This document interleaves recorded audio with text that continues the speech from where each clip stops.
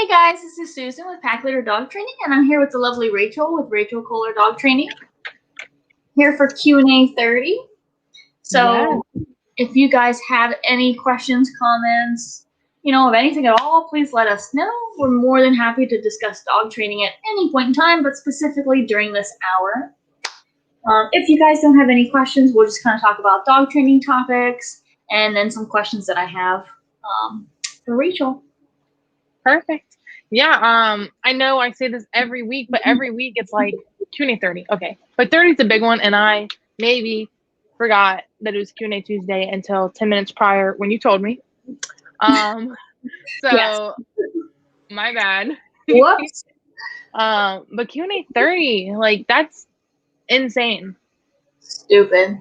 Because I remember when we first started, right? We did the one. It was like, I'm sure we probably said like a number like 50 or something. Like, can you, because obviously getting into the 3-digit numbers is going to be huge, but it's like, we've done 30 of these.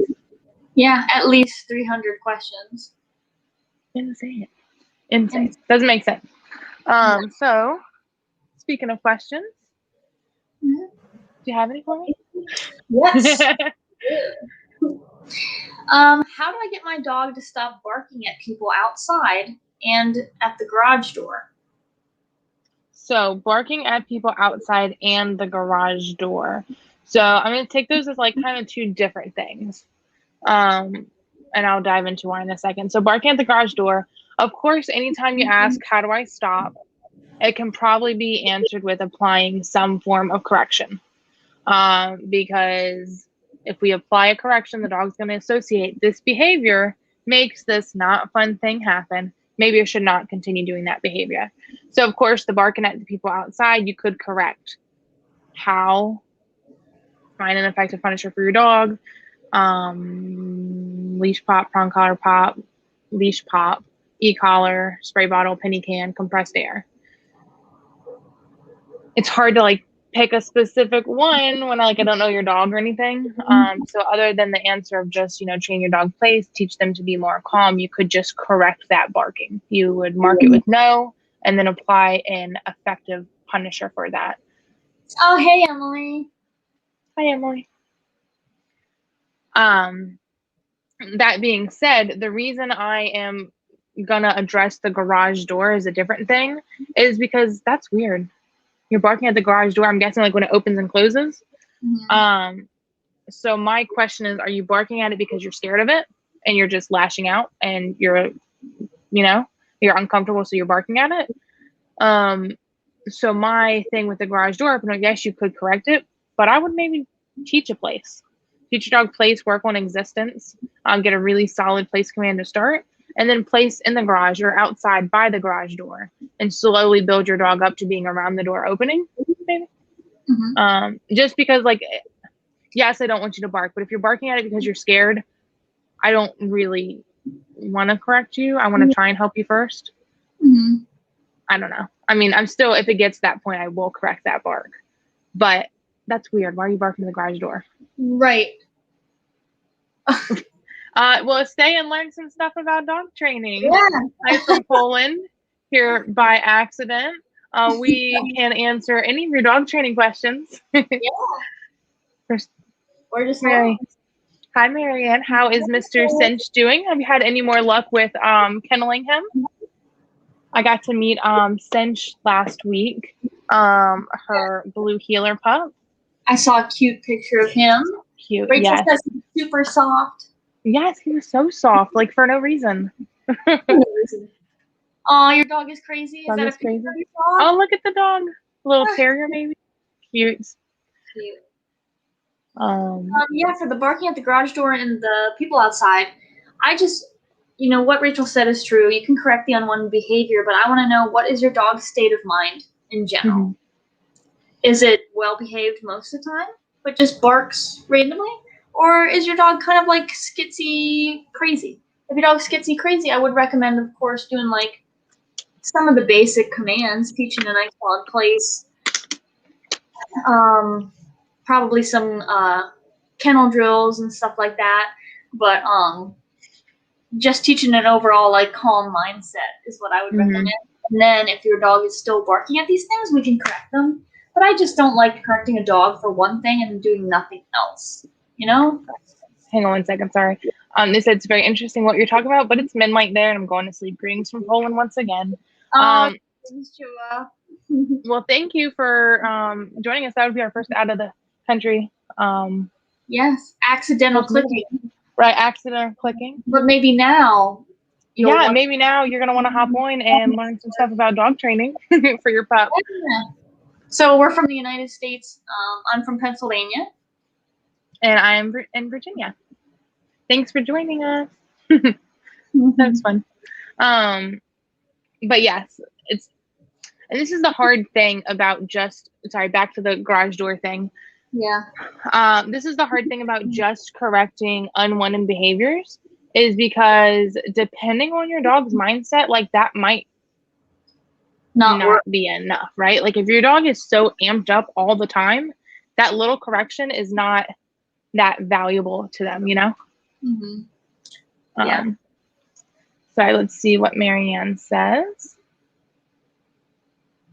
He is doing much better with going in the kennel, but doesn't like to be left in there. So grateful to get him in. Oh, that's good. Progress. Yeah. He was giving her quite a hard time going into the kennel. So yeah. One step at a time, right? So we tackled one issue, and now that you have that solved, we can tackle another. So when I was working with Mervin, he had his final one-on-one session. He's doing really good with commands, so she wanted to go over kennel drills. And he's really anxious in the kennel, like barks all the time. So when I was teaching him kennel drills, I told her I'm going to pick my battles to start. So with a dog that hates the kennel or whatever, I'm not going to expect the dog to go in there, lay down, be calm, no barking, no whining, be perfect. I'm going to pick my battles. So for right now, I just want you to go in the kennel and lay down. Now I'm going to break, and we're going to go in the kennel and lay down. I'm not expecting perfection, but I'm going to clean it up as we go. So you go in the kennel and you lay down, now we break. Now you go in the kennel and you lay down and you're in there for like 10 minutes, and then we break. And now I'm going to start worrying about you not rushing out of the kennel. So at first you might we're really rushing out of the kennel. Well, now that you're doing really good with going in and laying down and you're staying in there for 10 minutes, well, now I'm going to tell you stop rushing out of the kennel now. So don't feel, Marianne, like you have to tackle all of it at once because it looks really daunting and it just becomes like a correction fest. So you can just do it slow pieces, like slow little pieces to then put your whole picture together. I like that. What I did with them when I was there was exactly that. Into the kennel, lay down, good job, break. And got to the point where he was offering it. We were staying there talking. He just like ran into his kennel. It was so cute. Isn't that so great? But yeah, the next step is kind of what Susan just said, right? So having him not rush out the kennel is going to be a thing you can start doing, which I don't think I got a chance to talk to you about that when I was there. But if you notice when I was working with him, I would tell him break before he comes out. So he'll go in the kennel, he'll lie down, good, here's a treat. When it's time to come out, when you open the kennel, if he comes to rush out, you're going to say no and close that door in his face. It's not going to hurt him. I promise he's going to be okay. I'm going to close that door in his face because you don't rush out. Then you get to repeat this process over and over. So it might be something, I don't know if you want to have Alton try and do it, but it's going to go to open the kennel. He goes out, no, close the door in his face. And you repeat that process until you open the kennel and he doesn't try to exit. And then you can say break and get excited and he can run out. Because now he learns he comes out when you give him permission to come out. And then one more thing to add with that is try not to ever let him out when he is barking or whining. Because if he's ever barking or whining in the kennel, if you let him out when he's doing that, he's going to learn barking and whining gets me out of the kennel.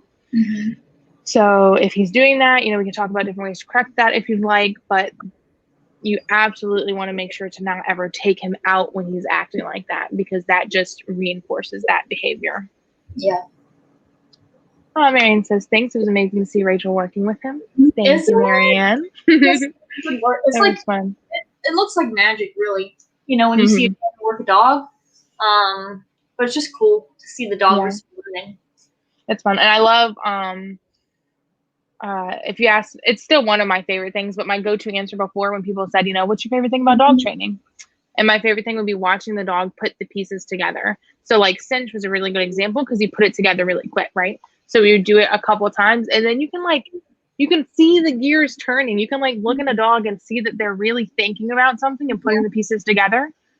And that's just like one of my favorite things. And then the fact that like he's just offering the behavior. Okay, I was gonna say, wait, you said that used to be one of your favorite things. So what's one of your favorite things now?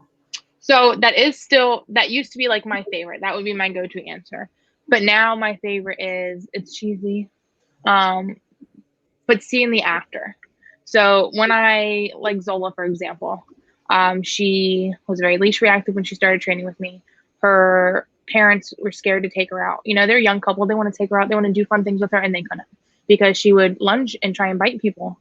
And now that she's graduated and her parents are doing the 90-day protocol and putting in the work, they're taking her out on field trips all the time. And like seeing those pictures of her on field trips and seeing her owners working with her, like her place command drills, which is on my Instagram story. If anyone wants to go check that out, that is like, makes my heart explode when I see owners putting in the work. Is like best thing. So rewarding.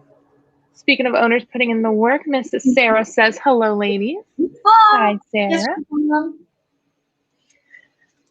So, but yes, what about you, Susan? I'll have a question for you. What is your favorite What is thing my about favorite thing? I don't even remember what I used to say. I was trying to think of what I used to say. Favorite thing. Oh, I do love client education. So if I have an owner that's like really interested, like everybody's different. So sometimes you just want your dog to behave. And other times you're like, I want my dog to behave, but I want to know how you train it and why you do the things. Right. If I have an owner that wants to know the how and the why, that is a lot of fun. Because so fun. I can talk dog training all day. Is that why we do this Q&A once a week? Sometimes we do talk dog training all day.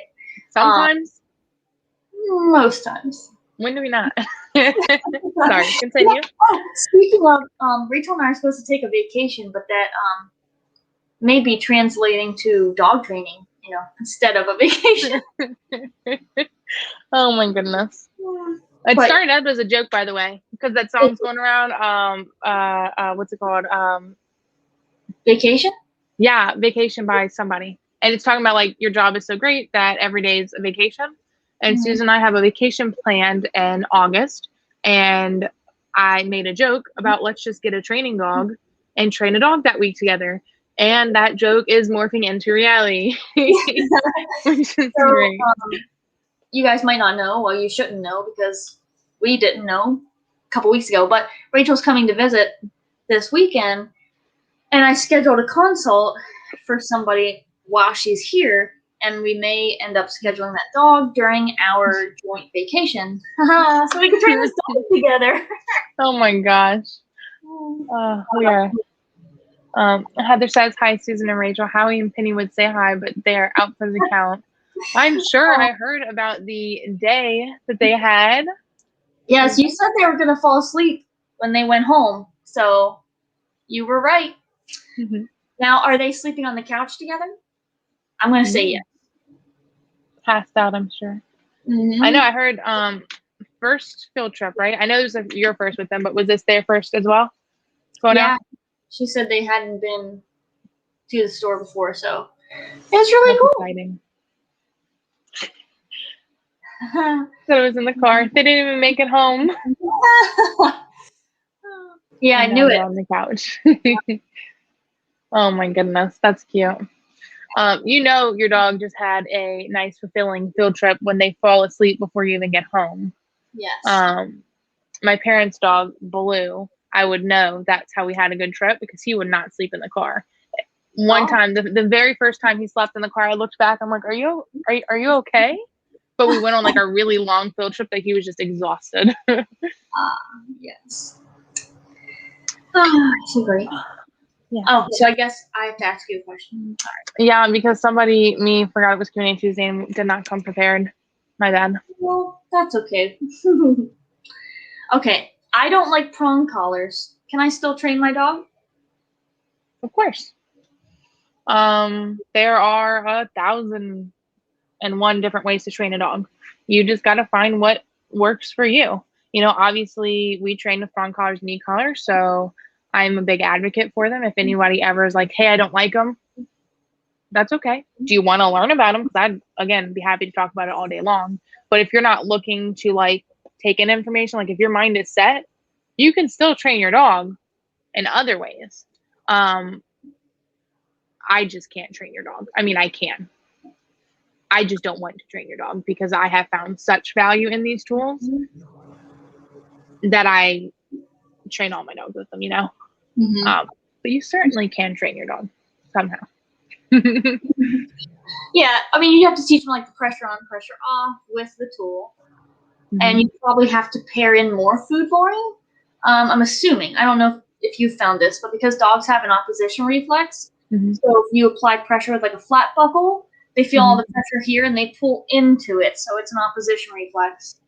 Well, I didn't even think about them wanting to use a flat collar in placement of a prong. I was just assuming like no pressure. But yes, you could.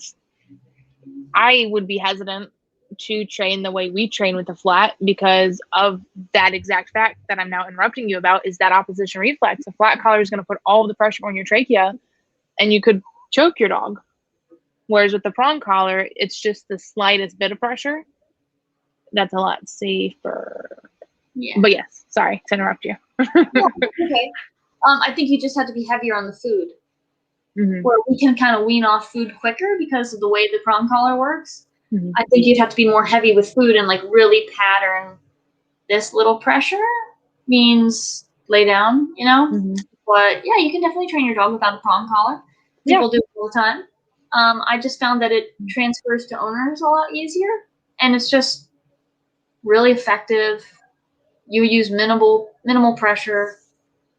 They're not as barbaric as they look. Right. And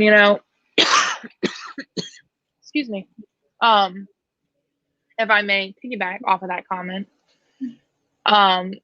we can get 10 trainers in a room together and we can be talking all about prong collar on leash only training, and each 10 of the trainers could all train completely different. Which isn't exactly what you're talking about, I know, but it's like, yes, you can train a dog without the tools, and you can do that 100 different ways. You can train a dog with the tools, and you can do that 100 different ways. So there really are so many different ways to train a dog. And when you are looking for a trainer, when you are looking to train your dog yourself, make sure you find like what works for you. I mean, there are trainers who train with prong collars, and I don't like the way they train. I'm a prong collar trainer. I'm a balanced trainer. I use tools. But I can see what other people do, and I don't like that. Right. It's not the tool; it's how you use it, Susan. You're a tool. Okay. 1, 2, 3, or 4? 4. My schedule is really busy, and I don't have 20 minutes twice a day to train my dog. Is it okay if I spend less time? Will I get the same results? So, let me think. It's gonna depend on your dog, first off. Could you do 4 chunks of 10-minute sections and get the same results? Maybe in the beginning. Could you do like little 5-minute sessions throughout the day? Maybe. As far as like lure, leash pressure, name, like just the very simple on leash stuff, you could probably get away with that. Even maybe first step in e-collar training. But you got to get duration eventually.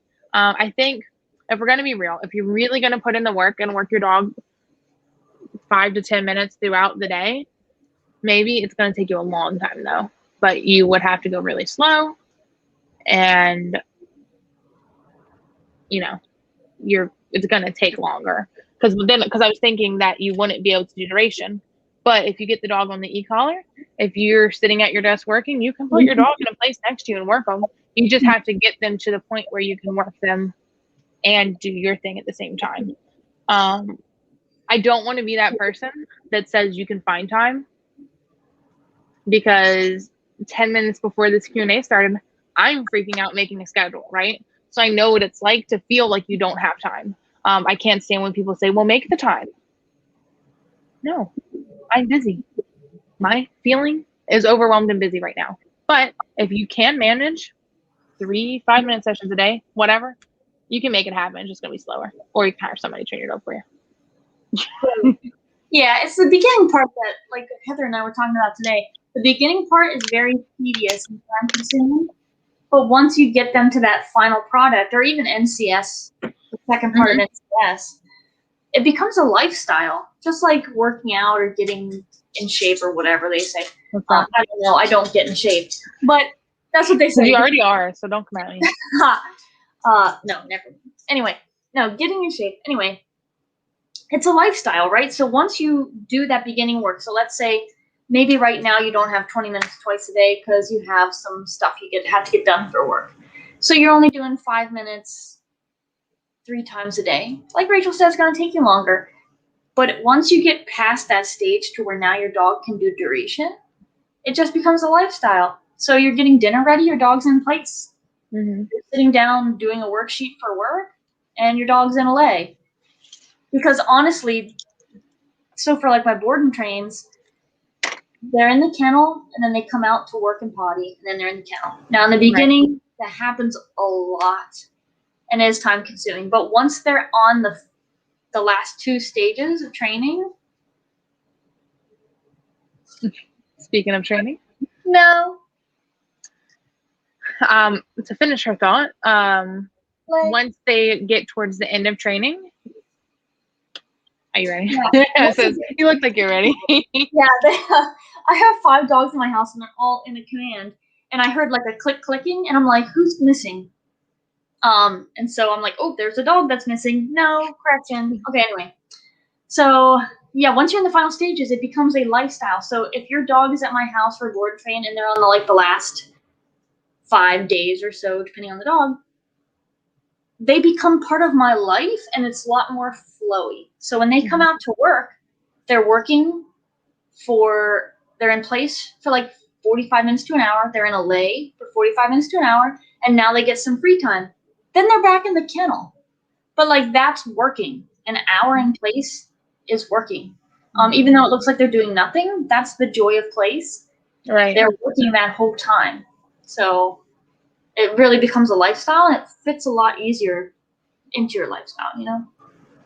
Yeah, I agree completely. Yeah, if you can get past that first part and get to the part where you can live with them, you know, live with them in the sense of do the training while you do your everyday life. Yes. Yeah, it can happen. It'll just be slow. And then another thing, just really thinking out loud here, if you do have to do such tiny sessions throughout the day, don't bite off more than you can chew. So you're going to work your dog for 5 to 10 minutes. I would probably, work on 1 command, right? So this week we're going to work on sit every day for 5 to 10 minutes, a couple times a day when I can. And by the end of the week, is your dog doing really great with that? Cool. Then the next week they want another command. Don't bite off more than you can chew, and then get frustrated while your dog's not trained after 10 minutes. Oh, I did want to add on to that. If you're only doing like 5 minutes, or even in the beginning, if you're only doing 20 minutes twice a day or whatever, don't use those commands when you're not training. I have clients do that all the time. So like if you're training your dog 5 minutes 3 times a day, in the times when you're not actively training, don't be telling your dog sit. Don't make me go off again today. Sorry. I know. That's why I laughed. Oh my God. You'll have to do your thing. Okay. You can continue. You have to get him out of here. Oh my God, Poland. Okay, so anyway. Yeah. I don't even remember what I was saying now. Okay, let me just go with this. Addressed or not? Okay. This person says, "Good evening from Poland." Hello from Poland. Very exciting. I don't know what we did to get on the I don't know. YouTube in Poland, but hi, thanks for joining us. If you have any dog training questions, please ask. Yes, please keep it dog training related. Yep, because I do not tolerate anything but dog training related questions and comments. I will lose it real fast. Okay, so what you were saying, I can't remember because I also got distracted. Good. Oh my goodness. Ready for your next one? I'm ready for the next one. Okay. Are there breeds that are easier to train? Okay. Are there breeds that are easier to train? Hang on 1 second while I think about that and remove somebody who's annoying me because I really just don't feel like going off right now. Okay, I just blocked them. Sorry, guys. Okay. Now we know how to do that. Yeah, because I was like, really, do I have it in me right now to go off on this person? Somebody in the comments like, your hair looks amazing. Your eyes are breathtaking. Hi, hello. No. Okay. What was the question? Is there a breed to train that's easier? Yeah. My favorite question. Okay, I think I've said this before, and if I could remember what it was, I would take. Okay. The easiest breed to train, the easiest dog to train is going to be the dog that you put the work into. The dog that you take the time to train or hire somebody to train and then keep up with it. And it's a very, very, very smart aleck answer, but I stand by it. The reason is, yes, you have the stereotypes. Border collies are smart. Labs are smart. Hounds are dumb. Sorry, guys. I don't know, other dogs. Other stereotypes. So you have these stereotypes, but it really comes down to the personality of that specific dog. And with any dog, no matter the breed, if you take that dog and you're consistent and you put in the work, you can get out a trained dog, Right. So easier, I would say stick to your like normal breeds. I wouldn't go get like some insane working dog from somewhere because that's going to end up being a lot. But like, I don't know, easy. I don't know. Yeah. Let's see. How many dogs do you have? I personally have 2 of my own, but I have 5 in my house right now. I have 1 of my own, and a total of 2 that I live with, and then no boarding dogs with me at the moment. Yet. Yes. Do you know the breed Tara sheepdog? I'm gonna Google it because it actually kind of sounds familiar, and I'm wondering if what I'm thinking it is. So don't mind. The Tatra sheepdog? No. Oh, that's so weird. It looks like a Great Pyrenees. Oh. It looks just like a Great Pyrenees, actually. If you can see. Oh wow. Interesting. Yeah. I wonder if wonder the relation. Oh, it's a local breed. That's cool. That's really cool. I wonder if Great Pyrenees. They're probably named after where they came from. I don't know. Anyway, I don't know. That's pretty cool. Is that what you have? No. They said they only have cows and pigs. Where do you see that? Before Sonny said hi. Oh, sorry. I was too mad at that person I was blocking. Only cows and pigs. I've heard that both of those are actually really smart. You could do some cow training. Yeah. I feel like any like weird exotic pet I get, I would probably try and do training with it, honestly. Yeah. I've already thought about when I get rats again, because they're fun. I would train my rats so many tricks. Yeah. But yes, my smart aleck answer, I don't have a breed that I would say to somebody is easier to train. I guess I could go and say a lab, but what do you think? What would be your response if somebody says, hey, Susan, exactly that question, what's the easiest breed to train? So I wouldn't go with breed, really. I would go with the personality of the dog. I'd go with the personality of the dog. Mm-hmm. So if you have a dog so you want to find your dog's motivation. Some dogs is easier to find food, right? So if you have a dog that's not food driven, even with limiting their food intake, that one's a little bit harder to find their motivation. Yeah, you can still train them.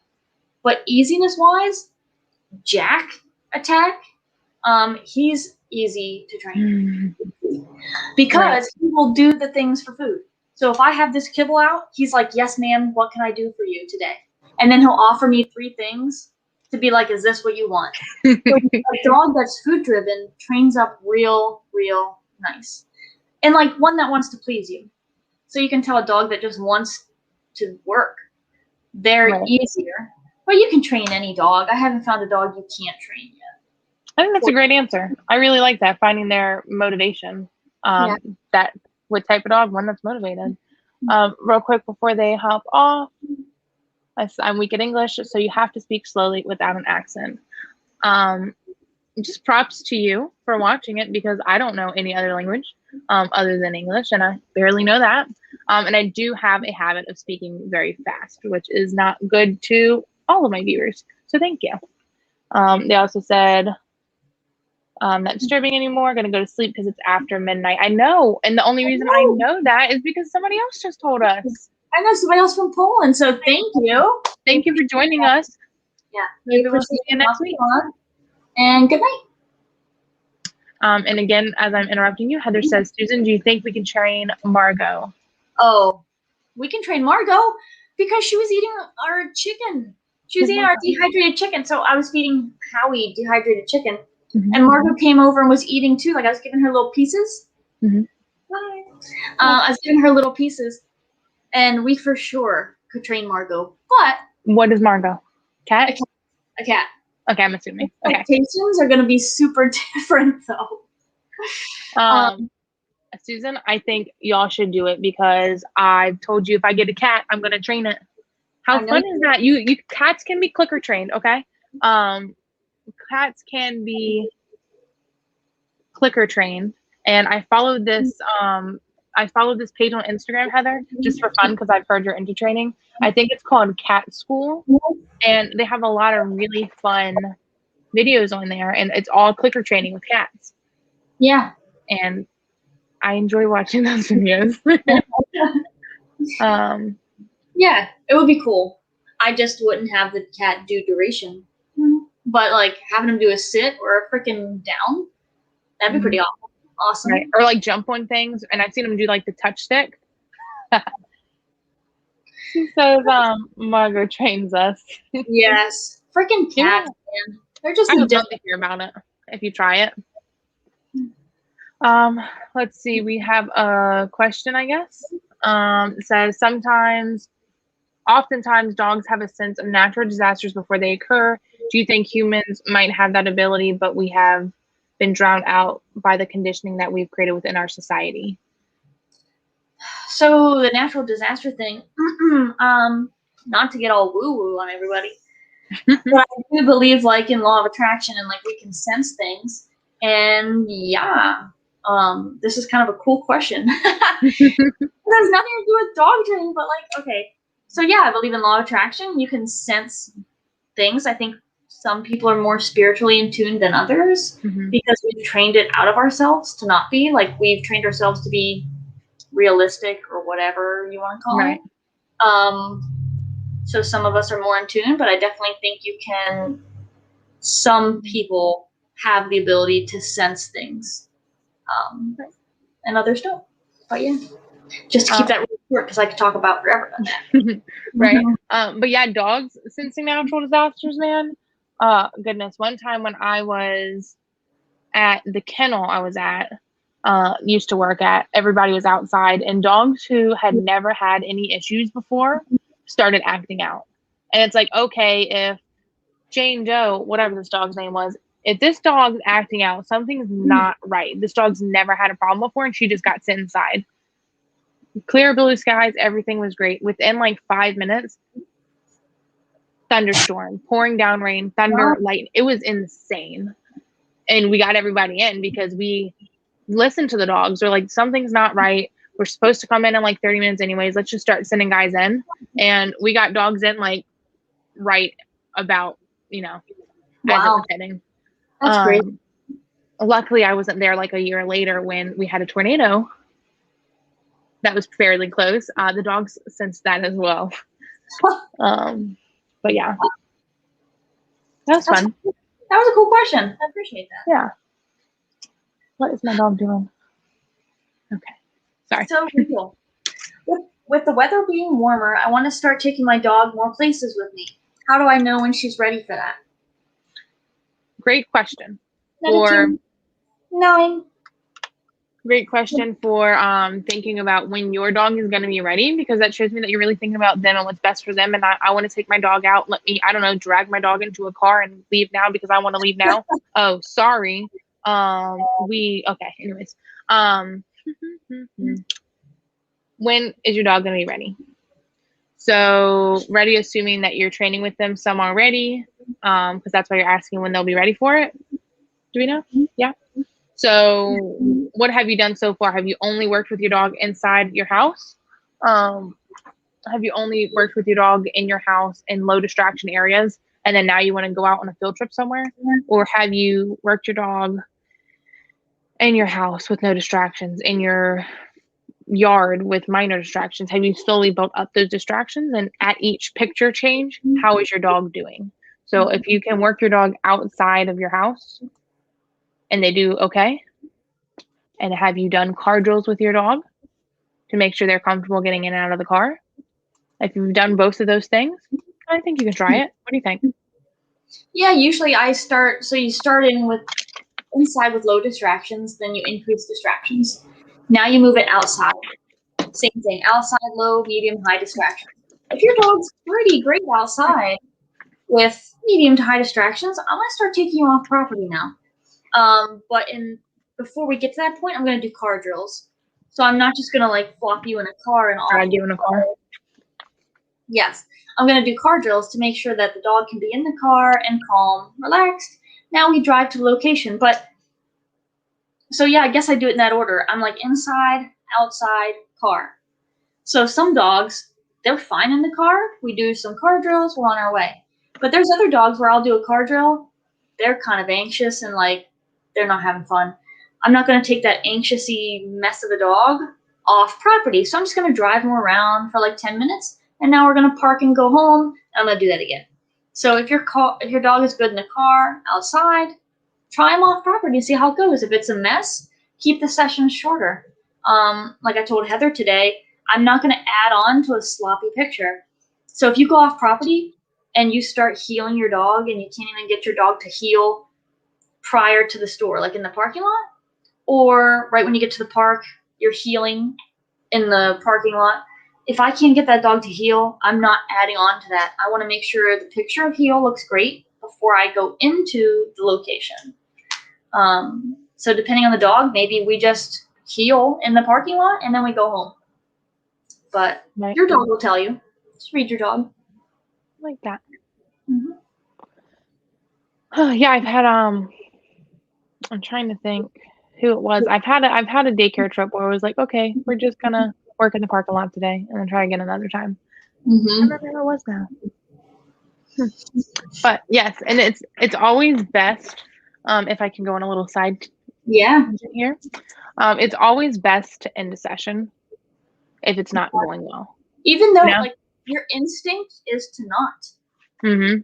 Your instinct is to like keep going. We're gonna get this right.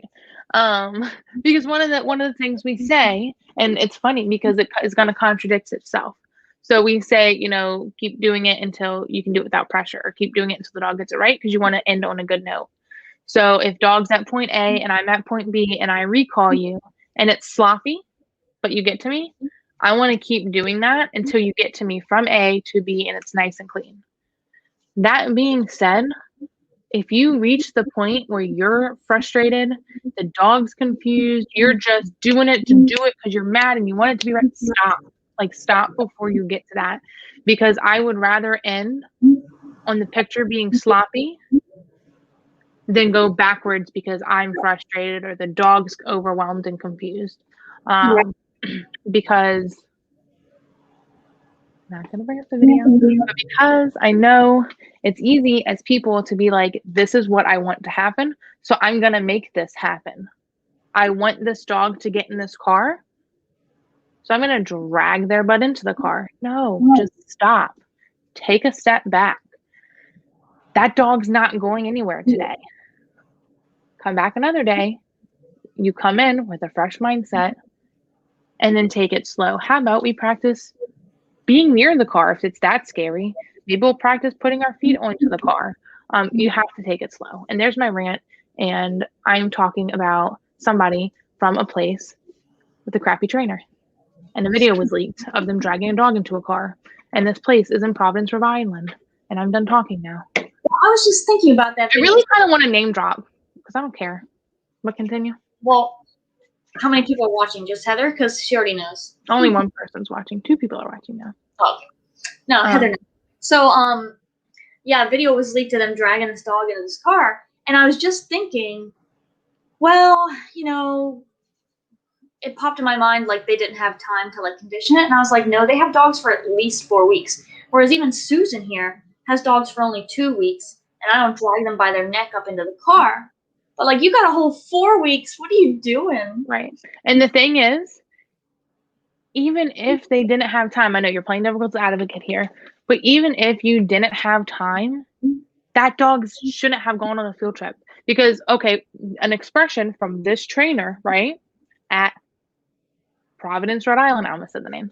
I probably could, but he's petty and, you know, would probably try and sue because that's how he answers his problems.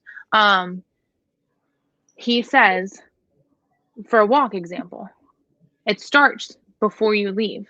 So this dog's off-property trip started being physically dragged into a car, its full body weight, on a prong collar. That's how that trip started. What in the heck is the point of continuing that trip? Because that dog is so far past its threshold that it is not going to learn or do anything productive that day. Oh, Marianne says she doesn't think the number watching is accurate. Well, thank you, because Marianne's here. Yeah, so at that point, what is the point of going on that trip? Because you've just stressed that dog out so much that the whole rest of his trip is going to be filled with negative experiences and it's all going to suck. Right. So y'all don't belong anywhere near dogs. If anybody's wondering what I'm talking about, go check out Larry Cron. I say his last name? Cron? I don't know. Yeah, some dog trainer named Larry something with a K on his Facebook. There's a nice, cute video, and you should share it everywhere because I'm really upset that people aren't talking about it. You know, people are already done talking about it. They can cry about bonkers for a year, but they don't care about this, which is really upsetting. I don't know. Anyways, that's upsetting. Anyways, I have a pit bull puppy. You got a pit bull puppy? Yep, that growled at me the other day when I went to take something away from it that it was chewing on. He didn't bite me, but I'm worried that the behavior is getting worse or will get worse. What are your suggestions? So question, it kind of matters, but not a lot. Do we know how old pit bull puppy is? Are we talking like actual puppy? Or are we talking 9 months? 9 months? Okay, that's borderline, not puppy. I mean, kind of, but still. So you went to try and take something from it, and it growled at you. You are right to be concerned about this behavior because we don't want that to escalate. So what can you do? You can, again, correct the growl, but I am more about the mindset. So who are you to think it's okay to growl at me? Right? It's funny, but like, who are you to growl at me? I feed you. I walk you. I take you to the vet. Excuse me, right? So definitely would want to think about those leadership roles there. And maybe this puppy has a little too much freedom that they feel entitled to do whatever he or she pleases, you know? So I would look at that, and hopefully that's all it is. Hopefully you just need to give this dog some rules, boundaries, and structure. You can do that through training. I know. But hopefully that's all this dog needs, to have that dynamic change, to say, oh yeah, I don't growl at my parents because that's rude.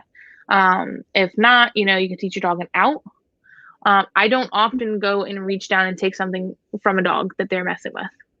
I, for safety reasons, will out a dog away from it. I want you to move away, giving me this object, unless I'm comfortable with the dog and I'm picking up and we're playing tug. You can train it out. So you move yourself away from it before I pick it up. Mm-hmm. What do you think? Right, like, you could just go for, training out and then teaching no, whatever. But this is a serious behavior that can escalate quickly. So I would hate to just say, hey, train your dog. But this is a serious behavior. So let's give this dog more rules, boundaries, and structure. I do know that this dog was just rescued. Mm-hmm. I think they might have had it for a couple months. But sometimes when people get a dog that they rescue, you kind of feel bad because it's in the shelter, and so you tend to give it more freedoms than you might, a different dog or whatever. Right. So maybe you're just giving it too many freedoms, but let's add some structure into its life. Let's kennel it sometimes. Let's teach it place. Let's teach it out as a bare minimum, and then go from there. But it needs to have some consequences for its actions. And Rachel said, like, the safest way is to out a dog from something. But in the meantime, because you're like, well, hey, Susan, my dog doesn't know Alice, so what am I supposed to do in the meantime? I know this dog is growled over a basket. So it didn't do it with anything else, but it got a basket. So I know that's a trigger for you, and you're not trained yet. So I'm actually going to put that basket away, because that's, and yes, we're avoiding Let's set everyone up for success. Yeah. We're avoiding it right now, but once you know good out, I'm going to bring that basket back out. I'm going to out you off of it. But in the meantime, I can't hold you accountable. So let's just take that trigger out of there, train you up, and then set you up. Because now that if I know something's a problem, I'm going to address that through training. So I'm going to bring that basket back out, and I'll out you off of it. Or now that you're trained, so the difference between out and no, because my owners will say, well, when do I say no and when do I say out? You can say out to prevent having to say no. So if your dog already gets to the basket and is chewing on it, I'm going to have to say no and punish that. But let's say your dog goes up to the basket, you can out them from it. So no is you never want your dog to do this. Out, spell the words right out my mouth. Out is just go away, get away from it. So that's the difference. And if I may add something, another thing, I like to do this, like, it's a part of adding rules and boundaries and structure, but especially if I have a dog who's got any sort of like aggression or, this resource guarding situation, I do what's, I think it's called, all good things come from me. So again, that's not your, I think it was a toy, right? That's not your toy. That's mine. Yes. And I'm allowed out the basket, right? Is that what they went to go pick up and the dog got them from? No. I'm sorry, it's just so random. It's like a basket. Okay, sorry. It's not funny. All good things come from me. So this is a little bit of a different situation because that's a basket. I just don't want you to have this basket because I'm assuming it's not a dog toy basket. But say that also goes over to like a dog toy or something. That's not your dog toy. That's mine.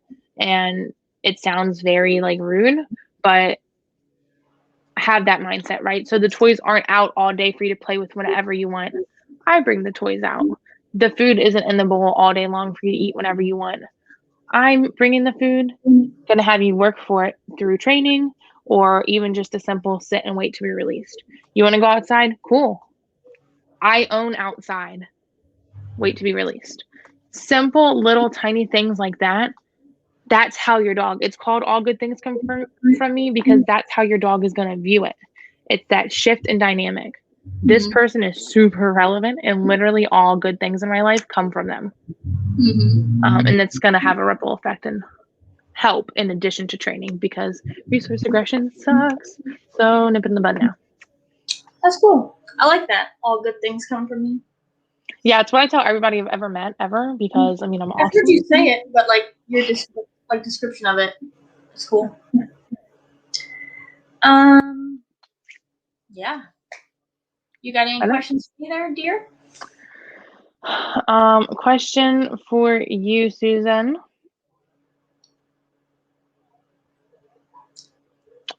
Is it ever too late to start training?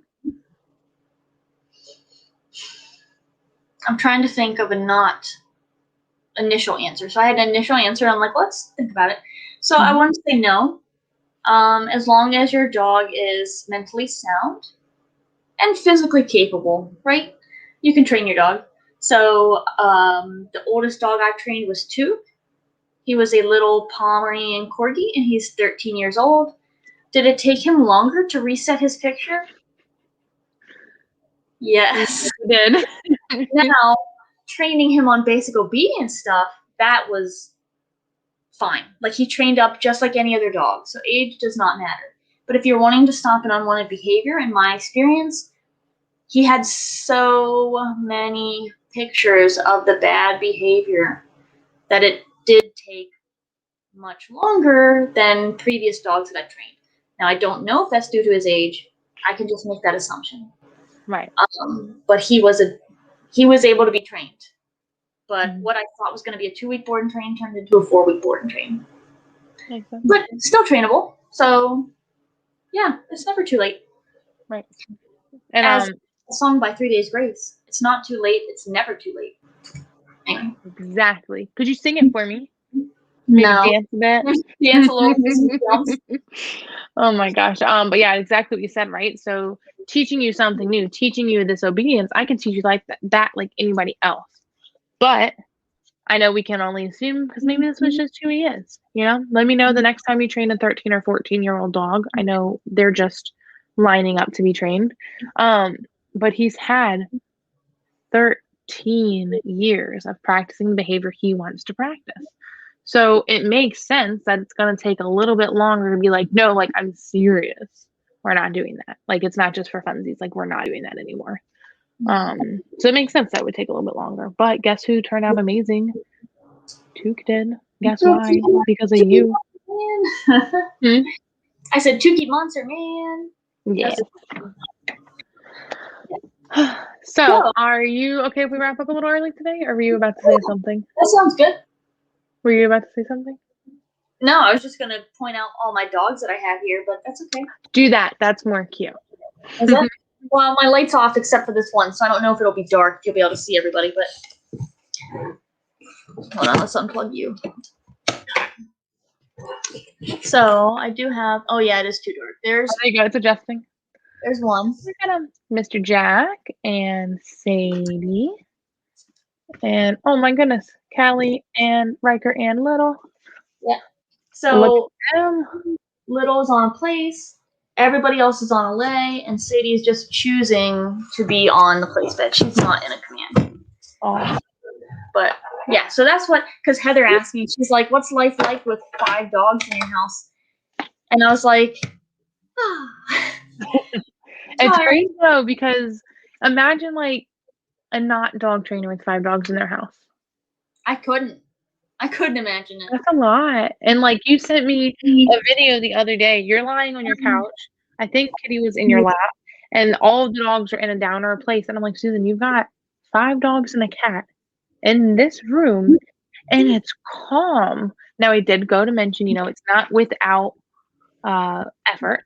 Yeah. Well, you know, like you put in the work, you train these dogs, they're in a command, but you are still able to relax in a room with 5 dogs and a cat. Yeah. Oh, the cat is. Oh, here. Don't forget the kitty.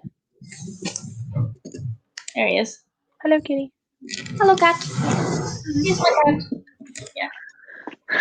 Really cool. I just have Gaia over on place, and my desk is a mess, so I'm not moving my camera. Very fair. Wow. It's been fun. But yeah, we'll wrap up a little early. I got to work these guys anyway, so. Yeah. This was fun. We had a lot of like surprise visitors. I only had to block one person today for making unnecessary comments because we are female dog trainers, and I don't want to hear about how you think my hair looks or my eyes, even though they're talking to you because your hair is so cute. Anyways, I just blocked them because that's not worth my time. So thank you everybody for watching. As always, you can follow us on Facebook, Instagram, and YouTube at Pack Leader Dog and Rachel Fuller Dog Training. Have an amazing day. Right.